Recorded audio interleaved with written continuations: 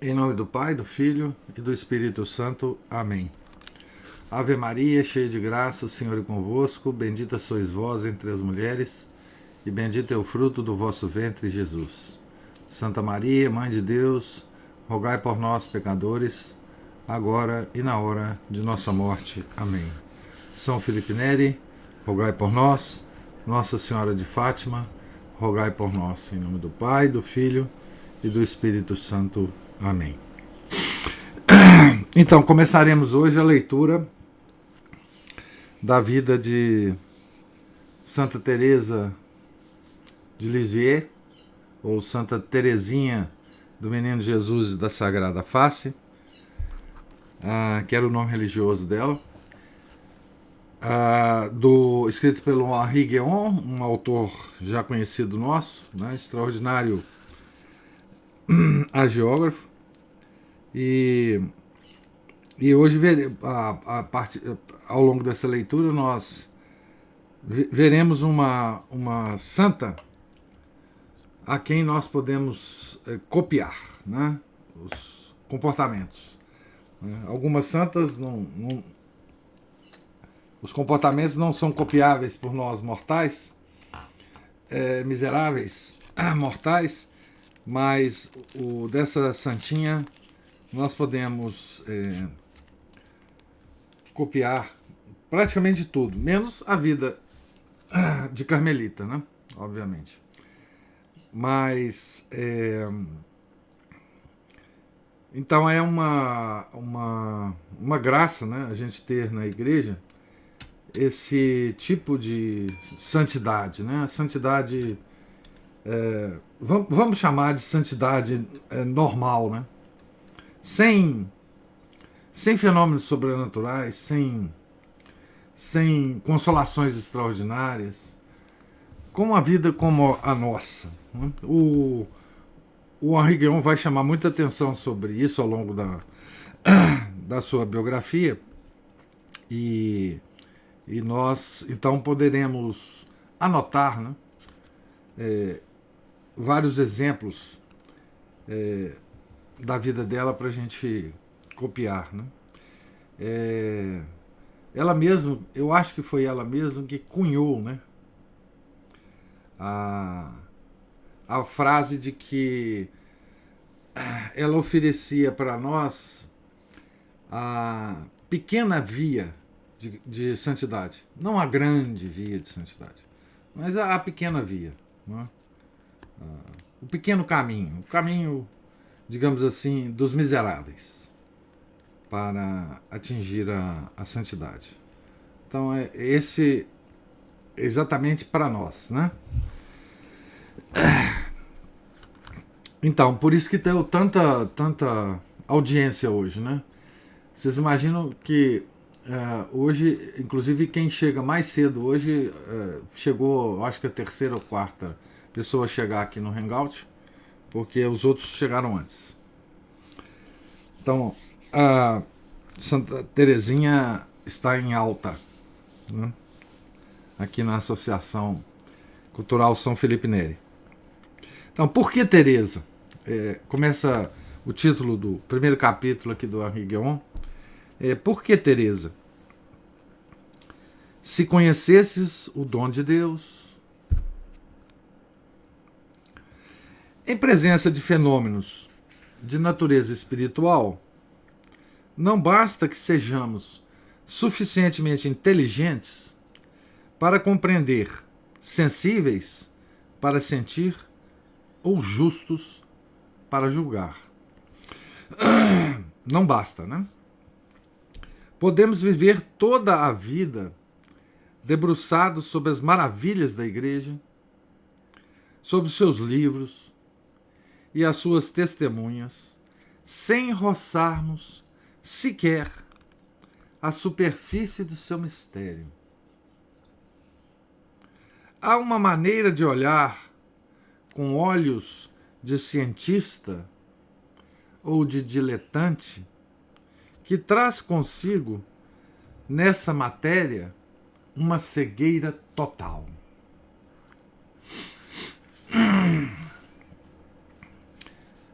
eles já começam num primeiro parágrafo extraordinário, né? O olhar do mundo para a igreja, o olhar do cientista e o olhar do diletante. Aquele que está à procura de curiosidades e prazeres intelectuais supérfluos. O diletante, né? Então, esse olhar da ciência e do diletante é cegueira total. Cegueira total. Ao considerar a vida milagrosa de Teresa de Lisieux, tropeço com o célebre Renan. Esse conhecido historiador racionalista olha-me de alto a baixo, compadece-se de mim e barra-me o caminho. Ele tá falando aqui de Ernest Renan, um dos homens que forneceram, né, material abundante para os primeiros modernistas do século XIX, né, com seus escritos sobre coisas de religião, mas completamente racionalista, né? O olhar racionalista dos historiadores modernistas, de quem o Papa Pio X fala na Pascendi, o historiador modernista, a teoria crítica da história. Esse Ernest Renan foi o ápice dessa posição, digamos, racionalista, cientificista sobre a igreja. E ele tem um livro que teve uma influência enorme nos meios modernistas do século XIX, cujo título é La Vie de Jésus, né? A Vida de Jesus, onde ele conta a vida de um Jesus de Nazaré, um homem comum, um cara completamente, enfim, comum lá daquele tempo, meio ignorante, etc. E fez um sucesso estrondoso, né?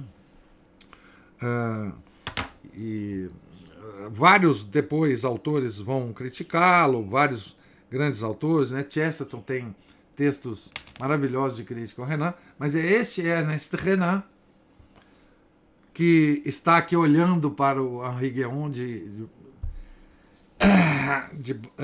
de alto a baixo e barrando-lhe o caminho, né?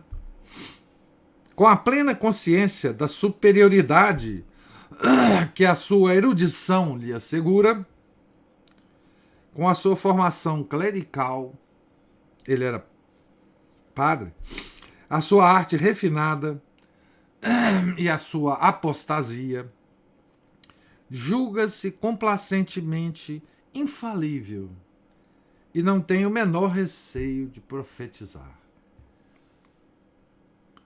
Ainda guarda uma certa gulodice por tratar de assuntos da fé, embora da sua religião mal tenha conservado a comovida lembrança de umas experiências emocionais um tanto adocicadas que infundem no seu estilo aquele caráter aguado que alguns chamam de unção. Esse era o Renan para o Henri Guéon. Muito boa a definição dele aqui, né? Um sentimentalista bobo, né?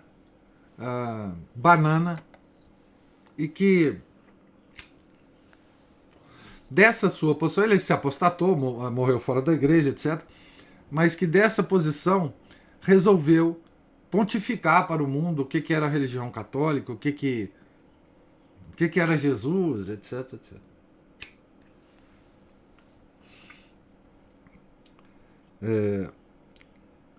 Então, caráter aguado, né? Textos adocicados, sentimentalismo. Lembram vocês alguém? Alguns, né? Tipo Frei Betos da vida, Leonardo Boffes da vida, essas figuras, né? Tá certo? Esse catolicismo adocicado que nós temos hoje,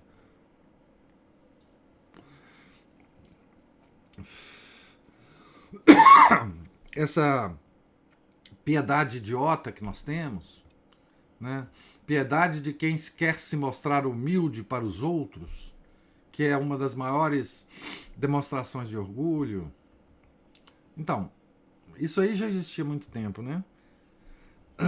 Aos seus olhos, a religião católica não passa de uma forma de sentimentalismo, com seus ritos e seus cantos, os seus poetas e os seus heróis, e está fadada a sofrer o comum destino de todas as coisas humanas e a ocupar o seu posto no Museu das Velharias, intrigantes e sublimes, lado a lado com os templos egípcios e os poemas homéricos, os encantamentos de Shakespeare e as extravagâncias de Rousseau, para deleite dos curiosos e dos artistas.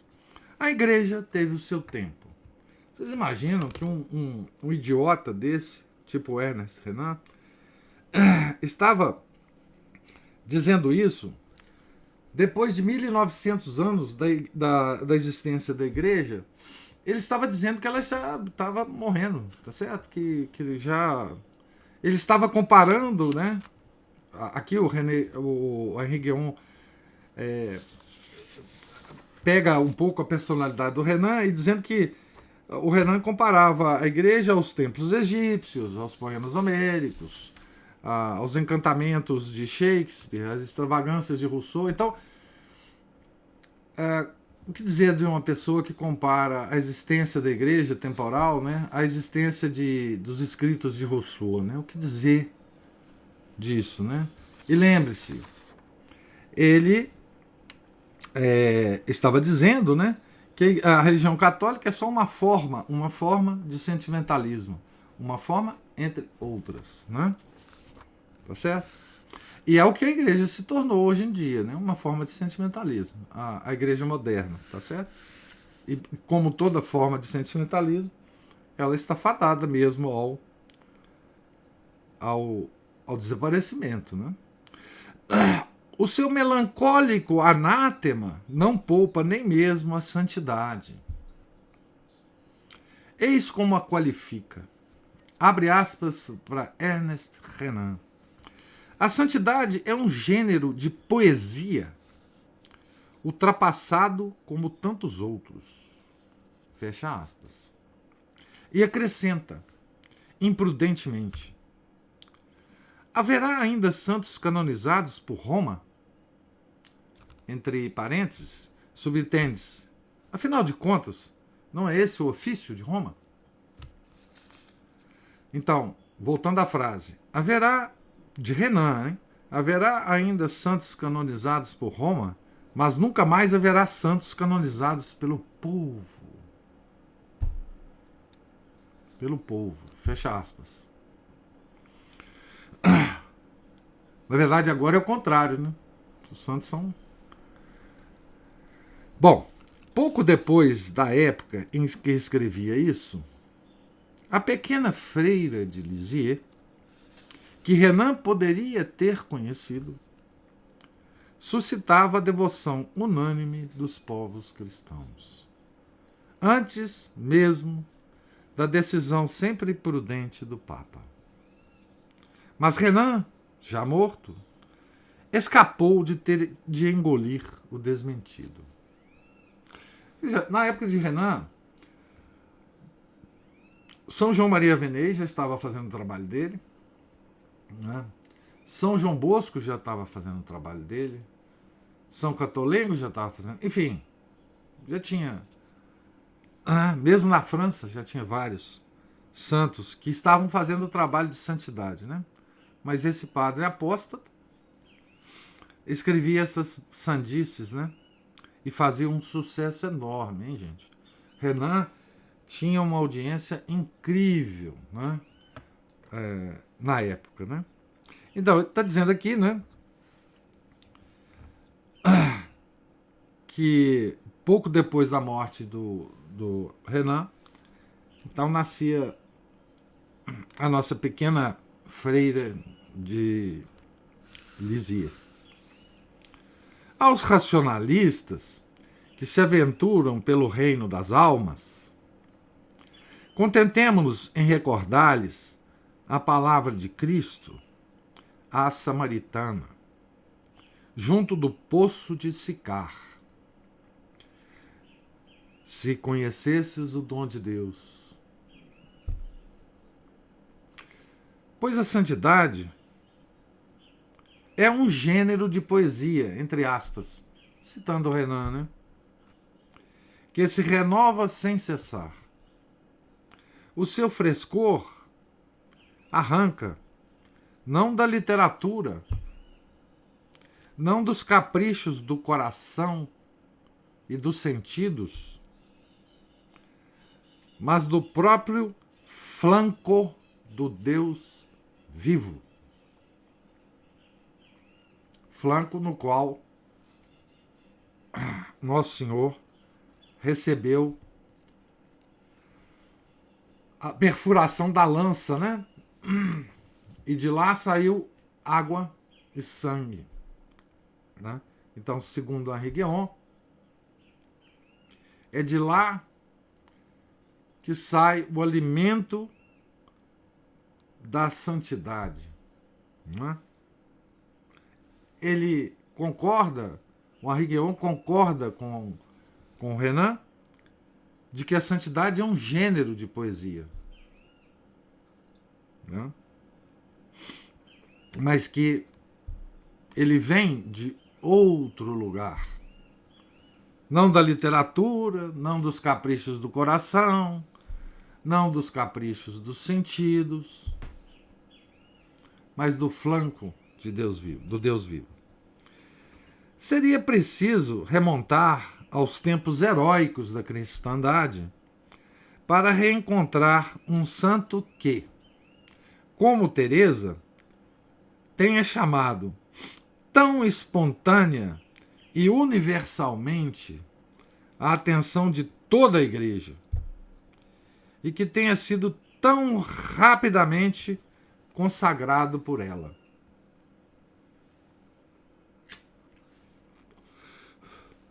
Antes de ser elevada aos altares, permaneceu um pouco de tempo na antessala. Mas abreviaram-se em seu favor os prazos que Roma impõe aos mais qualificados dos seus filhos, antes de avaliar-lhes as virtudes. Entre o seu nascimento terreno, em 1873, e a sua glorificação, 1923, conta-se precisamente meio século.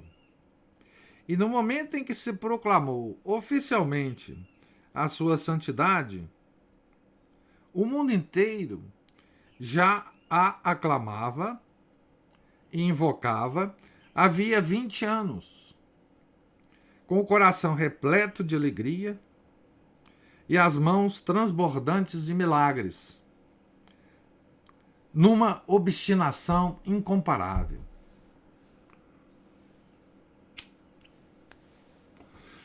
Então vamos lá, vamos comparar aqui alguns prazos de canonização, só para vocês terem uma ideia. Eu vou comparar com uma santa que nós cuja biografia nós lemos, né? Acabamos de ler. Santa Margarida Maria Alacoque. Santa Margarida é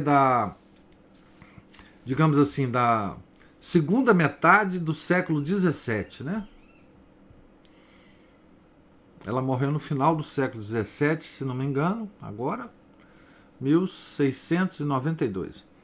Ela foi canonizada em 1928, 5 anos depois de Santa Teresinha. Que feitos rumorosos, que favores eminentes, que milagres profecias, aparições, terão granjeado para a sua vida um tão extraordinário aplauso.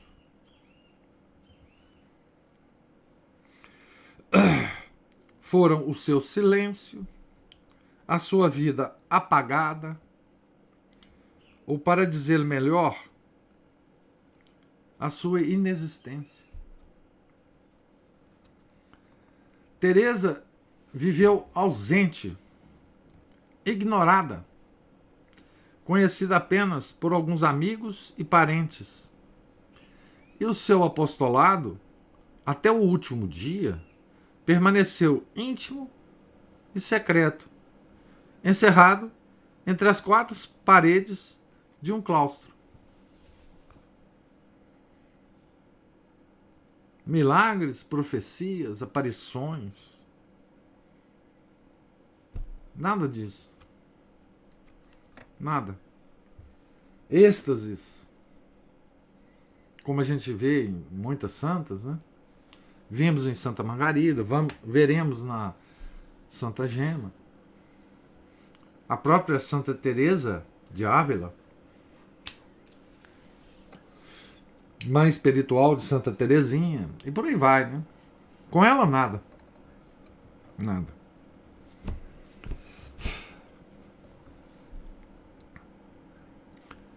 Um fato de amor. Este é o maior dos seus milagres, ou de qualquer modo, o mais irrefutável e o mais desconcertante. Em vão procuraríamos razões puramente humanas para a aclamação popular de que se tornou objeto. Ao menos, nenhuma é suficiente. Nem mesmo, em minha opinião, o relato de suas confidências, a história de uma alma, traduzida para quase todas as línguas, logo após o seu falecimento. Espero que vocês conheçam esse livrinho, né? Se não conhecem, por favor, corram, comprem e leiam. São as memórias, né, dela, escritas sob exigência do diretor espiritual, se não me engano, ou da priora. Não desejo subestimar o valor, a importância e a influência dessa obra. Contudo, fosse qual fosse o zelo com que se tratou de difundi-la, o atrativo que exerceu sobre as almas, o sucesso material que conheceu em todo o orbe cristão, por acaso seria ainda assim razoável supor que esse livro humilde, tão semelhante em seus contornos às inúmeras produções da literatura pia, pudesse ser capaz de levantar tamanha maré de fervor e entusiasmo, de desencadear toda essa avalanche de manifestações de carinho que brilharam e explodiram por toda parte como fogos de artifício, se daí não tivesse estado presente. Se Deus aí não tivesse estado presente, é uma pergunta, né? Nenhum livro humano, ou mesmo divino, em nenhuma época, em nenhum lugar, fez tanto, foi tão longe, ou difundiu-se tão velozmente como este, sem ter sido, ao mesmo tempo, pregado, explicado ou apoiado pela ação. Não excetuo a imitação de Cristo, não excetuo o Evangelho. Se pretendermos a todo custo que a história de uma alma foi efetivamente a causa suficiente, inicial e principal da popularidade da sua autora, deveríamos então convir que o próprio Deus depositou, insinuou entre as páginas dessa obra, como uma flor seca que não perdeu o aroma, uma graça de predileção, imediatamente eficaz, capaz por si mesma de abrir as almas aos seus ensinamentos.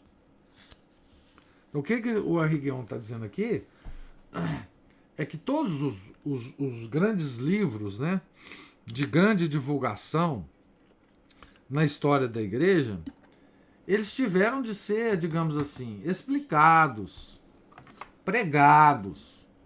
Não é? As pessoas subiam nos púlpitos das igrejas, para comentar os livros, né? E aí sim se difundiu. Mas esse não precisou de nada. Absolutamente nada. E eu não sei, porque eu não tenho estatística, né? Mas eu acho que até hoje esse livro é um dos livros mais lidos da literatura católica no mundo inteiro.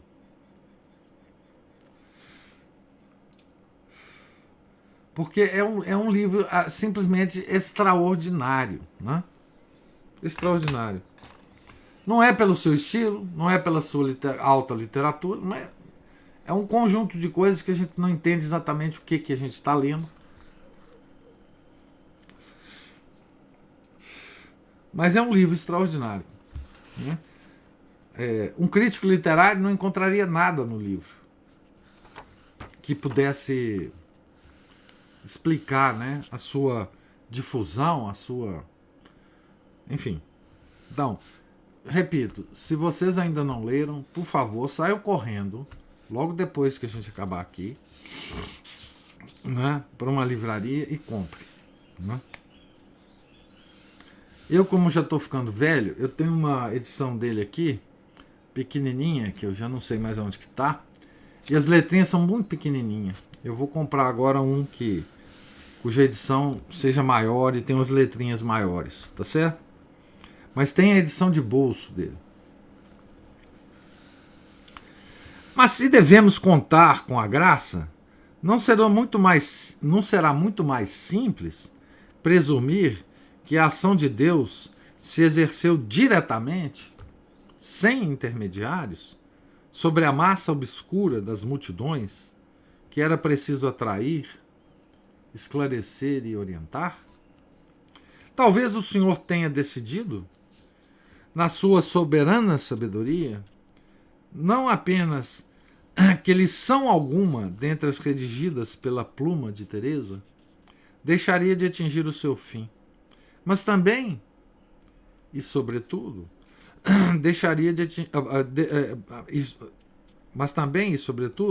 que todos os sacrifícios, todas as orações do tesouro expiatório e amoroso por ela acumulada no curso da sua breve existência se verteriam de maneira imediata sobre o pobre mundo. Todos os sacrifícios, todas as orações do tesouro expiatório e amoroso por ela acumulado. Aqui, nessa expressão do Henri Guéon, está todo o mistério da comunhão dos santos, né? Esse banco, né, de méritos guardados por Nosso Senhor e que pode derramar as suas reservas, né, sobre as miseráveis almas do mundo, né? Esse mistério, né, da comunhão dos santos, que a gente reza todo dia, que a gente acredita nela, né?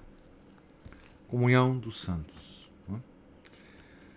Só para eu não esquecer, tem um texto extraordinário, só se vocês procurarem no Google que vocês vão achá-lo, sobre a comunhão dos santos, do Gustavo Corsão. Se vocês colocarem assim, comunhão dos santos, Gustavo Corsão, permanência, vocês vão achar esse texto extraordinário sobre esse mistério. Né? Aqui Henri Guéon se refere. Graçava a perseguição, A guerra aproximava-se a passo acelerado. Ameaçado das piores provações espirituais e corporais, o mundo tinha fome e sede. Fome e sede. Uma jovem cristã morre aos 24 anos num pequeno convento carmelita. A guerra que ele está falando aqui é a Primeira Guerra, né?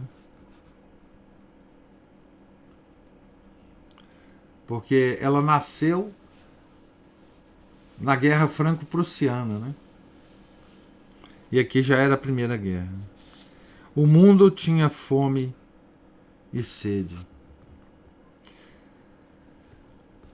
Então, uma jovem cristã morre aos 24 anos num pequeno convento carmelita, num recanto perdido de uma província que nada tem de mística. A Normandia, onde se bebe muito e se vive bem. Seu corpo é conduzido ao cemitério da cidade. Alguns amigos o acompanham. E o resto da população nem mesmo soube o que se passava.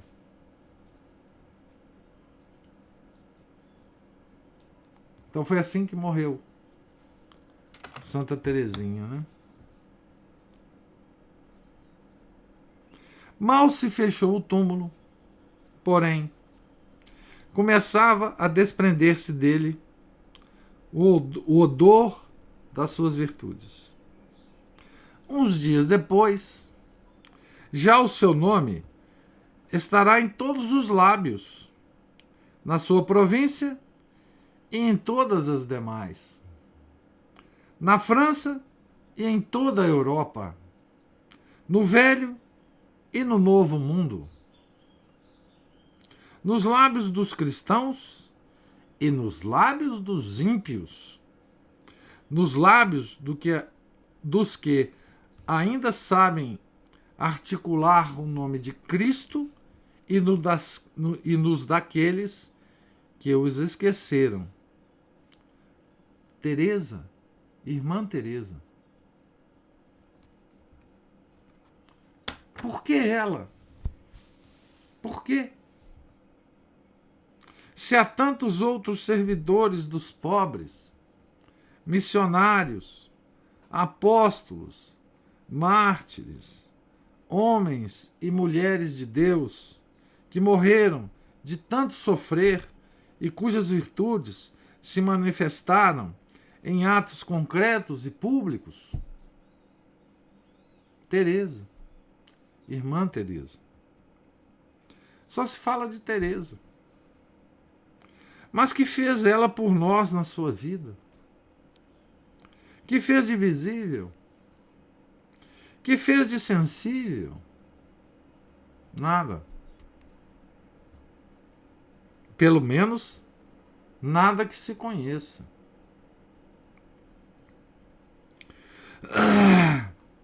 E, no entanto, é a ela que as pessoas recorrem. Bastou que dissesse: passarei o meu tempo no céu fazendo o bem sobre a terra. Frase de Santa Teresinha. Para que as suas palavras fossem anotadas, anunciadas e difundidas. Será preciso crer nelas? O fato é que se crê. Elas se impõem. Mas por quê? Por que meio se impõe? Trata-se de um fato de amor. E o amor é inexplicável.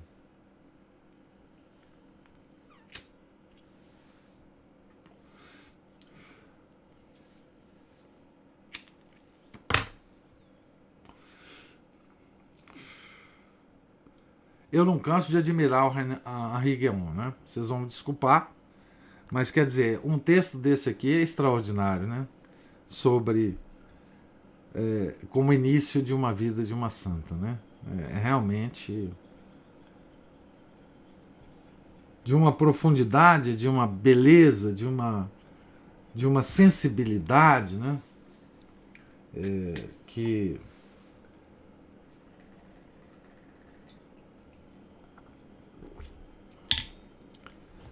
é tocante demais, né? O texto do Henri Guillemot. Bom, mas despertar tardio. Antes de continuar, devo ao leitor uma confidência.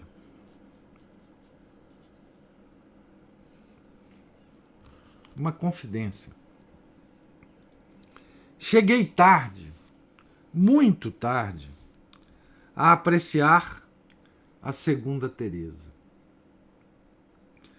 Por isso, escrevo este livro, sobretudo para aqueles que, como eu, católicos ou não, sentem certa resistência diante da devoção por ela. É penoso não ter eu cerrado fileiras em torno dessa devoção, desde o primeiro momento, com todos os fiéis.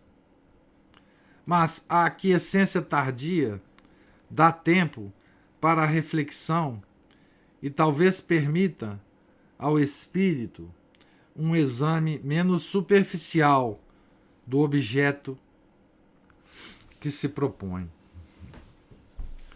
Não que eu pretenda trazer a menor novidade sobre a maravilhosa história que já fez correr tanta tinta, mas o relato da minha experiência pessoal talvez possa ser útil a alguém.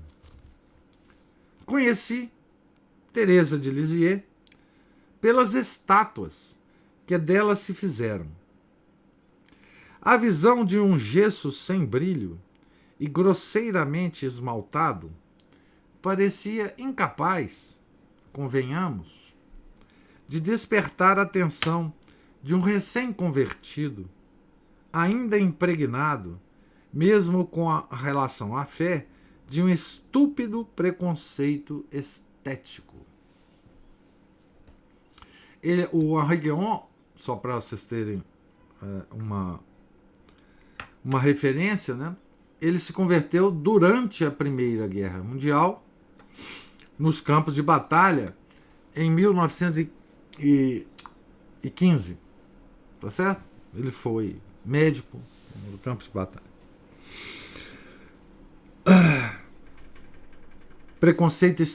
Estúpido preconceito estético, né? Nessa época, eu exigia da igreja não apenas a verdade, mas também a beleza. De então para cá, soube compreender que na Terra a verdade é essencial, mas a beleza não o é, por mais que ajude a oração. Depois de algum tempo, vim a ler A História de uma Alma, o livrinho, né? Teria essa obra chegado às minhas mãos cedo demais ou tarde demais? O fato é que ela nem me enfadou, nem me encantou, e chegou por vezes a irritar-me. Num primeiro momento, não me fascinou, não me comoveu, nem sequer me instruiu. Talvez porque eu fosse, então, indigno de dar o devido valor à pequena via que ela ensina. Ou porque já a tivesse descoberto antes na vida e nas obras de outros santos, ou ainda porque o Evangelho nola recomenda a cada passo. Os escritores espirituais apenas transcrevem na sua linguagem e os santos nas suas ações o que Cristo disse e fez em incomparavelmente melhor do que todos eles, conforme a regra da perfeição inerente ao seu próprio ser. Se não vos fizerdes semelhantes às crianças, sussurra ele, traçando-nos o caminho da infância. O que Gilles de Garde e o do Poverello de Assis, o do Cura d'Ars e o de Germana, a pastora. Teresa do Menino Jesus, vinda depois deles, somente retoma e põe em destaque esse ensinamento, cuja importância primordial tendia a ser negligenciada. O Chesterton dizia que os santos aparecem nas épocas, os santos que aparecem nas várias épocas, não são aqueles que a própria época estão pedindo, mas aqueles que a época precisa deles, né? Então, Santa Teresinha nasce talvez no final do século XIX, século talvez dos mais cientificistas, dos mais racionalistas, dos mais ateus de todos os séculos que a gente já viveu. Ou já tinha vivido até lá, né? Então ela talvez tenha vindo nos recordar do caminho da infância, né? Do caminho da inocência. Um dos principais ofícios dos santos ao longo dos tempos consiste em encarnarem com sabor de novidade, em envolverem num traje novo verdades antiquíssimas que correm o risco de passar inadvertidas debaixo das vestes desgastadas que usaram por muito tempo. É quando vemos Francisco de Assis vestir-se de saco, João Maria Vianney de uma batina esverdeada pelo uso, Teresa Martin de um antiquado vestido de comungante à moda de 1885. E de repente reconhecemos, surpreendidos, a humildade, a pobreza e a inocência visíveis há séculos numa túnica branca do Senhor. Na túnica branca do Senhor. Teresa não me trazia, pois, na ordem da modéstia, do despojamento e da infância espiritual, nada que já Santa Germana ou São Gilles, São Francisco ou o Cura d'Ars, ou ainda muitos outros, não me houvessem revelado. Se eu tivesse lido o seu livro até o fim, talvez ela me tivesse fisgado. Infelizmente, porém, a obra caiu-me das mãos antes disso. Não me nasceu na alma, a esse respeito, nenhuma frustração, nenhuma tristeza. Devemos reverenciar todos os santos, pensei. E se existem tantos, é para que possamos escolher algum que esteja de acordo com a nossa época e o nosso país, a nossa condição e a nossa idade, o nosso caráter e até nosso humor. Teresa não era para mim. Não podia negar, é verdade, que ela fosse para o meu século. Mas nesse ponto, eu não era do meu século. As aparências arrebicadas e açucaradas da devoção à santinha, abuso o abuso desse diminutivo deixava-me literalmente fora de mim, logo me levaram a perder de vista o que o seu caso tinha de grandioso e talvez de original. Rosas em excesso. Aliás, eu acho que tô lembrando aqui, a capa do livro que vocês têm é diferente da minha capa, né? Tem umas rosinhas lá em cima, né? A capa do meu livro é antiga, é essa aqui. Mas eu acho que eu consultei a quadrante, eu acho que é a capa. Agora tem umas rosinhas, né? Lá em cima. E aqui ele fala assim: rosas em excesso, flores em excesso. Eu não via senão flores e rosas. Com algum esforço, talvez divisasse alguns espinhos por baixo. Mas um santo sem espinhos não é um santo. Por isso passei a saudar Teresa bem de longe. Bem de longe. Ora, os seus milagres induziram-me à reflexão. Conheci corpos que ela havia curado, almas que havia transformado, religiosos de elite, habituados às profundidades de São João da Cruz e da Primeira Teresa, que nutriam das suas confidências, que se nutriam das suas confidências, pensadores que se ajoelhavam aos seus pés.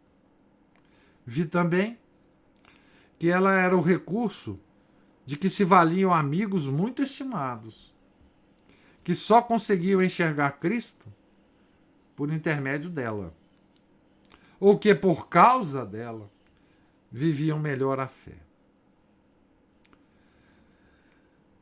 Mas que esforços seriam ainda necessários para aproximar-me da santa? Dirigi-me, pois, a Lisieux, carregando debaixo do braço a história de uma alma, e resolvi a ver tudo, a ler, enfrentar tudo, até a capela do relicário. Então,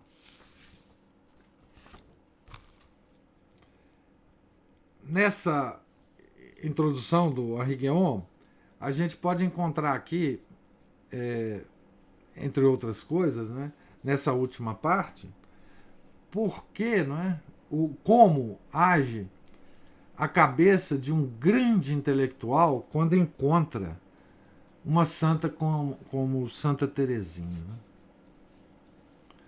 Porque o Henri Guéon, ele era um grande intelectual. Ele veio de um meio francês de grandes intelectuais. Ele tinha amigos grandes intelectuais. Com toda a herança do século XIX. Sim, recém-convertido. Sim, católico. Mas o ranço da intelectualidade, né, ele confessa, né, que no princípio o afastou dessa santa. O ranço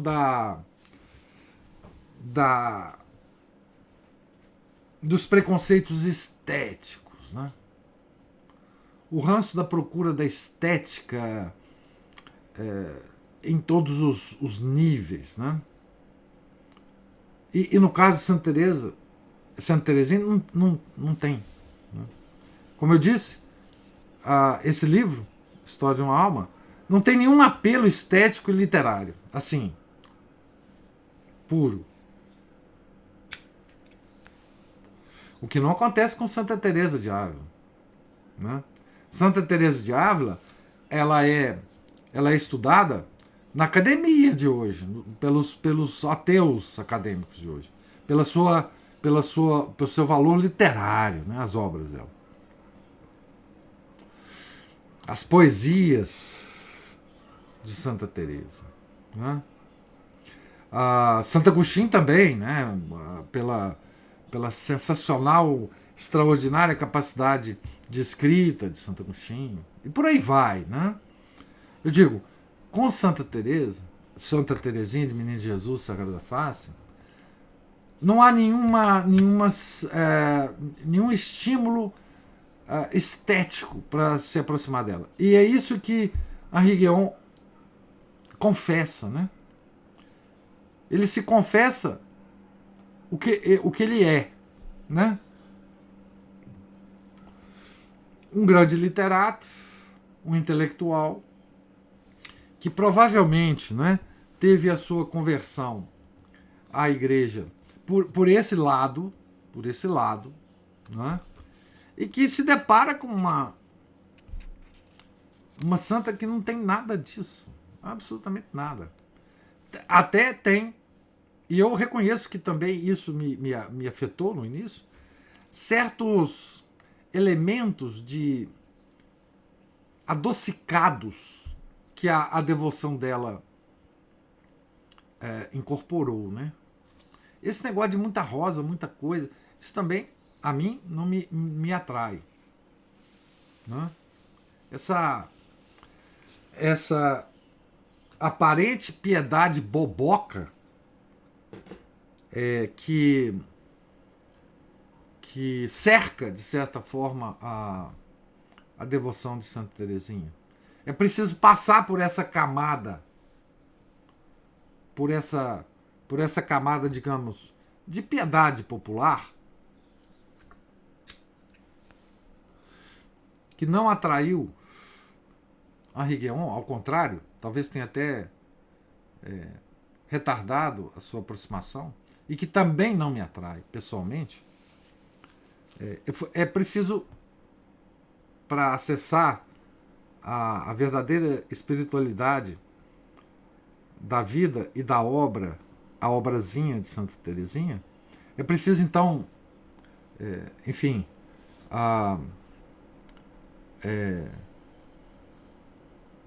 cortar esse caminho, né? Tá certo? Cortar esse caminho. Preciso ver além, né? É como ele diz aqui, ele via rosas, muitas flores. Mas ele fala uma coisa muito interessante aqui, né? Ele diz assim, eu não via senão flores e rosas, com algum esforço. Talvez divisasse alguns espinhos por baixo. E essa aqui é a chave de tudo que a gente precisa fazer para... Né? Porque, e ele ainda diz, né? Mas um santo sem espinhos não é um santo. Então, ele estava cego aos espinhos, né, que estavam por trás das rosas, né? E graças a Deus, então ele fez a viagem a Lisieux, né? E descobriu lá a nossa santa da pequena via, né? Do caminho da infância. E isso é uma coisa extraordinária num século XIX que a gente vivia, no início do século XX, que Henri Guéon viveu. Ele morreu em 1944, né, só para vocês terem uma ideia. E mais ainda para nós hoje, né? O nosso século é muito mais maluco do que tudo que já foi vivido no mundo, né? E descobrir Santa Teresinha nesse nosso século e ser devoto de Santa Teresinha é uma graça extraordinária, assim, impensável, né? Impensável.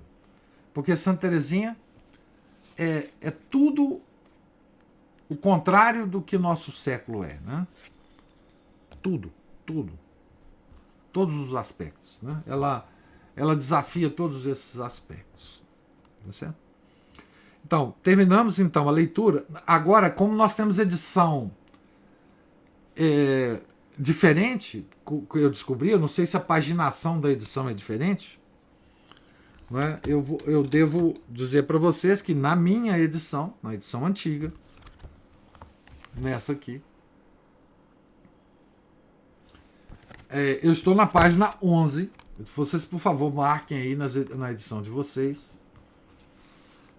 Eu estou no meio da página 11, no início de uma sessão chamada Uma Santa Pequeno Burguesa. Tá certo? Então vocês... eu vou marcar na minha edição. Eu acho que a edição de vocês tem até o número de páginas diferentes da minha.